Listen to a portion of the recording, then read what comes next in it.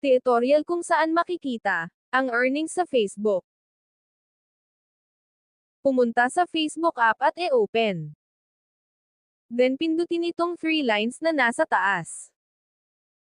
Then pindutin ang account name. At pindutin itong See Dashboard. Then scroll down, at pumunta sa Tools. Then dito sa Tools, hanapin lang ang Payout. Kapag hindi agad nakalitaw ang payout dito sa Tools, pindutin lamang itong See More at hanapin.